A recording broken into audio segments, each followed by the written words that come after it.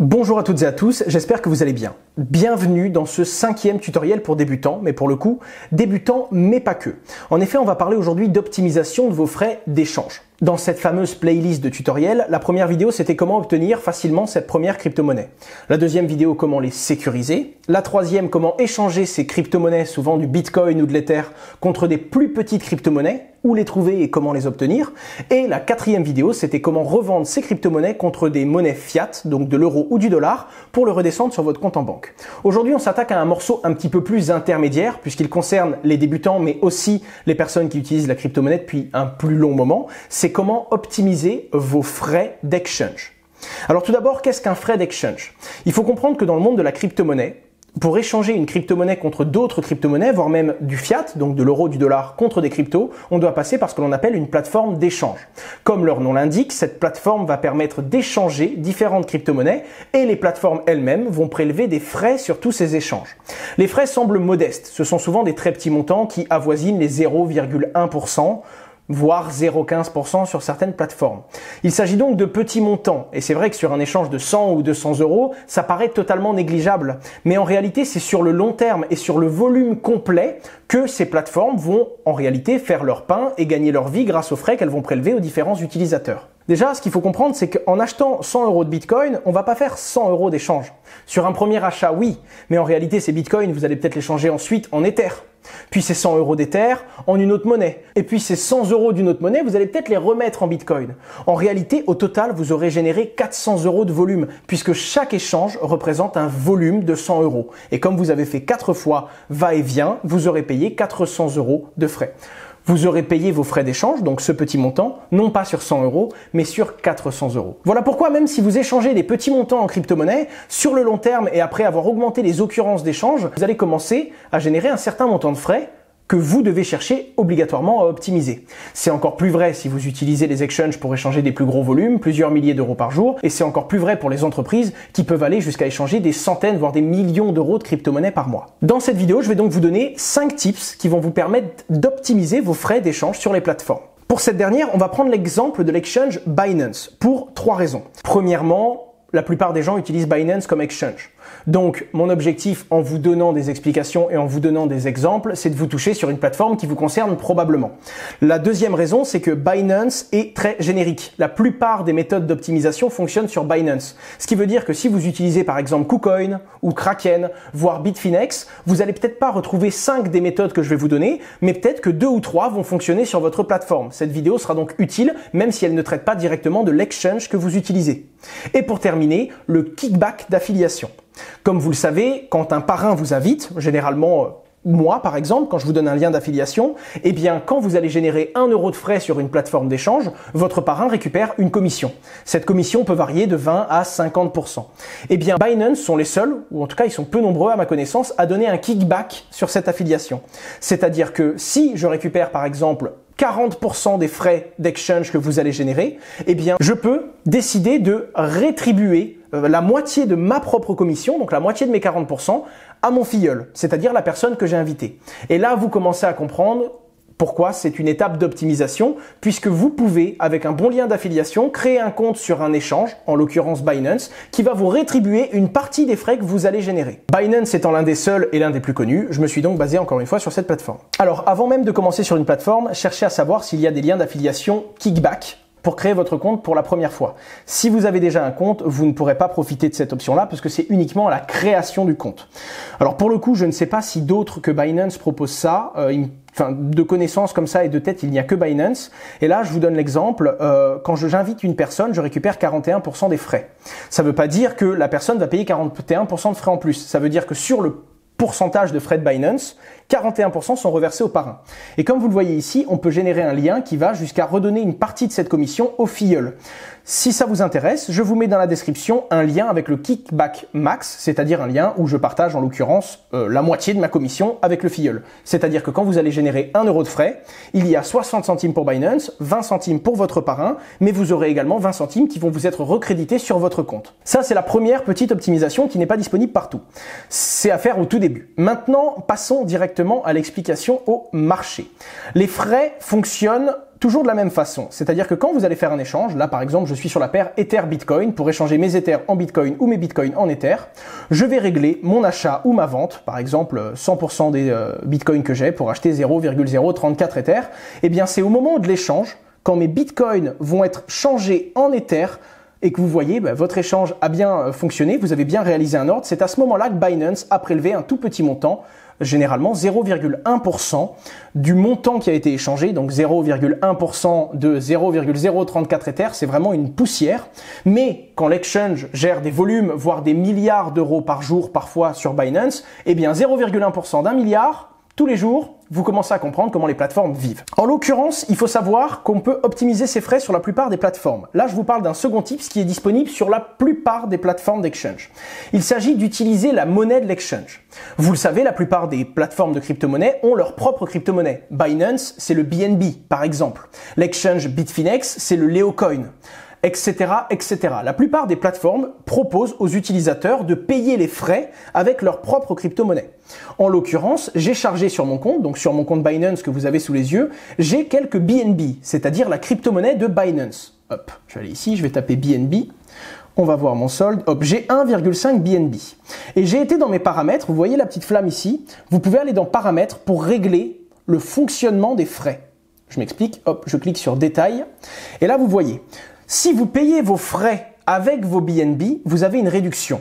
En gros, quand vous devez 1 euro de frais à la plateforme, si vous le payez avec 1 euro de Binance Coin, vous allez payer moins cher. Première année, 50% de réduction. La deuxième année, 25%. Troisième année, 25% encore. Quatrième année, 6,25%.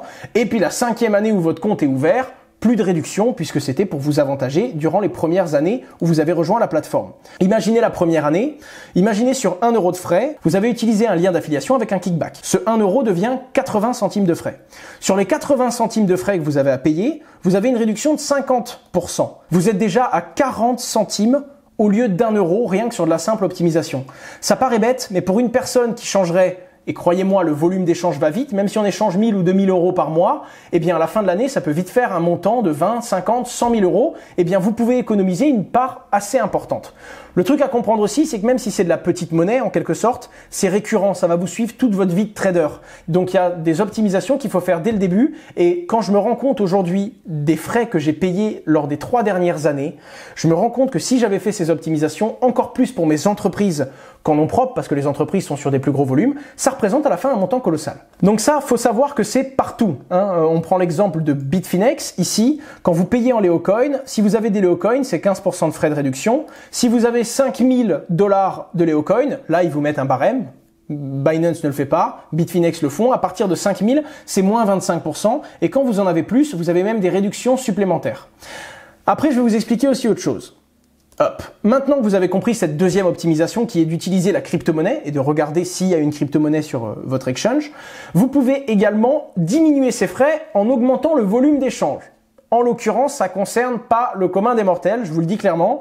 Moi-même, personnellement, ça ne me concerne pas. Ça concerne à la limite les sociétés qui commencent à échanger des plus gros volumes ou alors, et je vous le souhaite, des particuliers qui utilisent les exchanges pour échanger des centaines de milliers d'euros par jour de crypto-monnaie. Par exemple, on va sur le barème de frais de Binance. Donc voilà, les frais standards sont de 0,1% et vous pouvez les diminuer soit en utilisant vos BNB, donc la crypto-monnaie de l'exchange, soit en augmentant le volume. Et là, on va au barème de frais, c'est-à-dire le fee schedule. Alors là, on vous montre que plus vous échangez des gros volumes, plus ça baisse. C'est-à-dire que là, par exemple, on vous dit, voilà, taker maker, ça je vais y revenir juste après. C'est une optimisation qu'il y a sur pas mal de plateformes, ce sera la 4e. Là, voilà, vous avez 0,1% à l'achat, enfin 0,1% au marché ou en ordre limite. Ensuite, si vous utilisez vos BNB, ben moi c'est la 3e année que j'utilise Binance, donc je suis plus à 50%, je suis à 25%. Je passe donc à 0,075. Vous serez à 0,05 si c'est la première année où vous utilisez cette plateforme. Et ensuite, là, moi j'ai un bonus de référal. Il y a donc un kickback, ce qui fait que vous économisez encore 20% sur ce montant-là. Donc là, voilà, c'est l'optimisation quand on utilise l'étape 1 et l'étape 2. Et maintenant, on peut encore diminuer en utilisant l'étape 3, c'est-à-dire en échangeant des plus gros volumes. Et évidemment, ici, il faut passer sur des beaucoup plus gros volumes. C'est-à-dire que moi, je suis VIP 0, je suis à la ligne 1 parce que j'échange moins de 50 bitcoins tous les 30 jours. Évidemment, ça voudrait dire qu'il faudrait échanger environ 1,5 Bitcoin par jour. Je sais que ça concerne pas grand monde, mais il y a aussi des entreprises et des gros particuliers et des gros échangeurs, on va dire, qui nous regardent, donc il faut le mentionner. Autant vous dire que quand on arrive sur des 40 000 Bitcoins par mois d'échange, et évidemment, je sais que ça concerne très peu d'entre vous, rassurez-vous, c'est le cas de beaucoup de monde, et bien là, on arrive sur des frais qui sont beaucoup plus dérisoires et on peut descendre jusqu'à 0,02%. Ça devient minime. Mais évidemment, plus on échange beaucoup, plus l'exchange diminue ses frais, tout comme on n'a pas les mêmes prix quand on achète un téléphone ou quand on est une entreprise et qu'on veut en commander 100 000. On négocie pas les mêmes prix, évidemment, ça fonctionne aussi pour les exchanges. En l'occurrence, on reprend l'exemple de Bitfinex, c'est également vrai pour la plupart des plateformes. Vous voyez, 0,1%, puis quand on dépasse les 500 000 $, c'est toujours des gros paliers, 0,08, 0,06, ainsi de suite. Mais là, vous avez peut-être remarqué, et c'est pas le cas sur Binance. Ah non, c'est le cas sur Binance aussi. Il n'y a pas les mêmes frais en tant que maker et en tant que taker. Et là, vous pouvez vous-même faire une optimisation.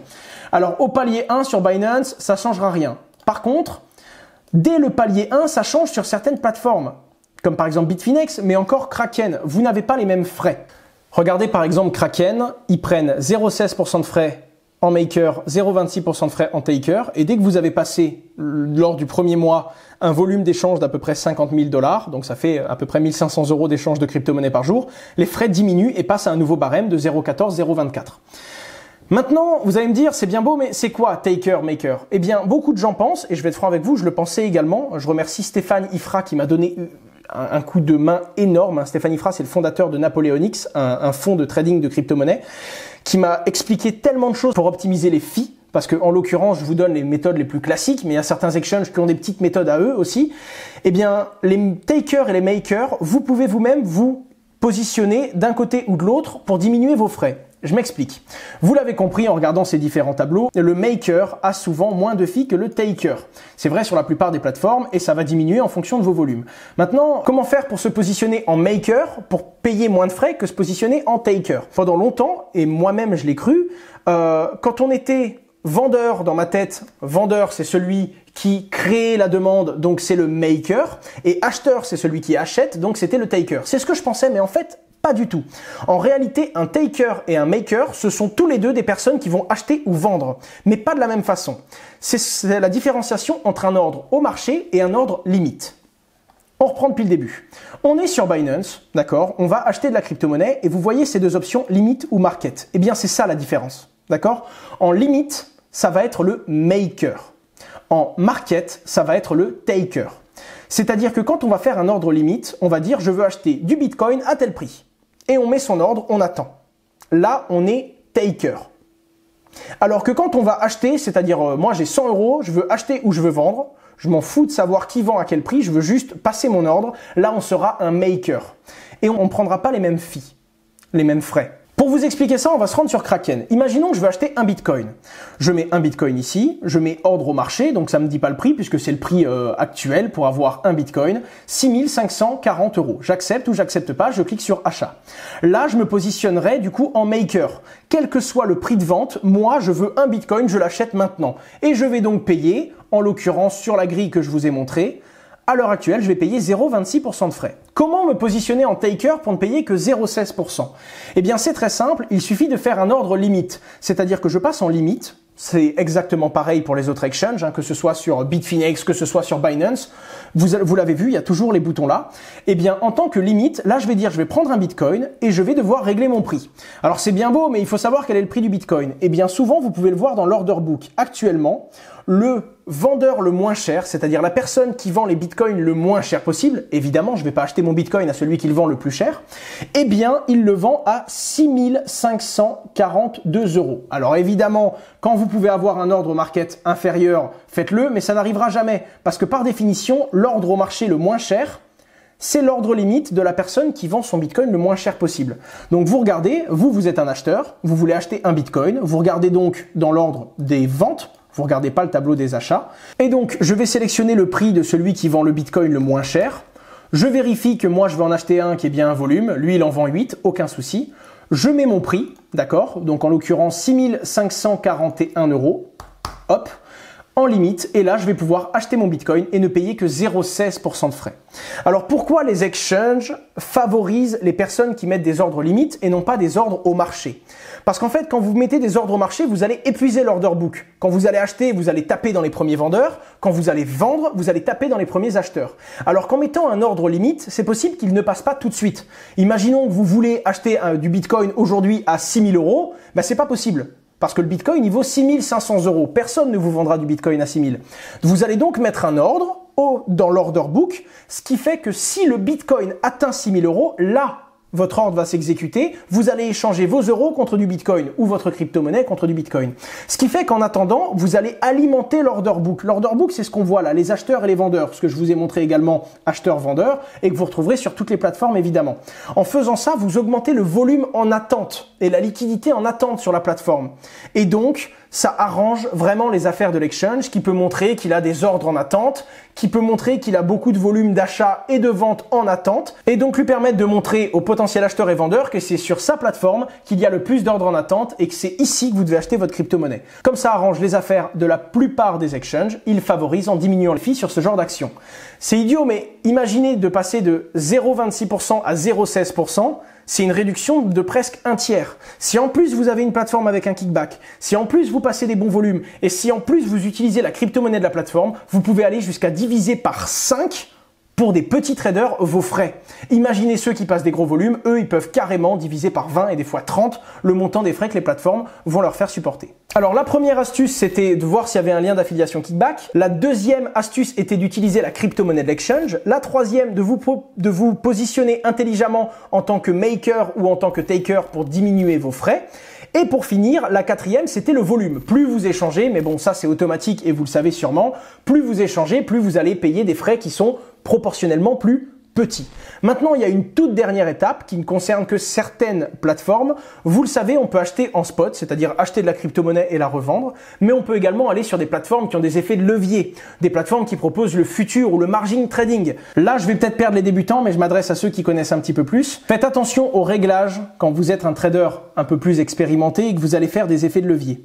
Ici, par exemple, vous pouvez avoir l'effet de levier en haut que vous pouvez régler de 2 à jusqu'à 125. Déjà, c'est pour moi du suicide. Les crypto-monnaies sont déjà très volatiles, mais un effet de levier 125 sur de la crypto-monnaie, il faut vraiment avoir envie de gagner ou de perdre son argent très vite. En tout cas, il y a une chose qui est très claire. Faites attention aux réglages, car si vous avez dans les paramètres de votre compte, vous avez mis x10, même si vous faites des ordres à x2, vous risquez de payer les frais comme si vous avez un effet de levier de x10, c'est-à-dire 5 fois plus gros que si vous aviez bien réglé. Ça ne concerne pas les débutants. Je ne vous en dis pas plus, mais pensez juste bien, si vous êtes un trader un peu plus expérimenté, à régler vos paramètres de compte, surtout si vous tradez par API. En gros, si vous tradez par API, vous le savez très bien, c'est des trades que vous allez passer à distance sans même vous connecter à la plateforme. Et si vous avez un paramétrage de compte assez hasardeux, vous risquez de payer beaucoup plus de frais que si vous avez vous-même bien réglé en fonction de l'effet de levier que vous allez utiliser. Voilà tout. C'était une vidéo débutant.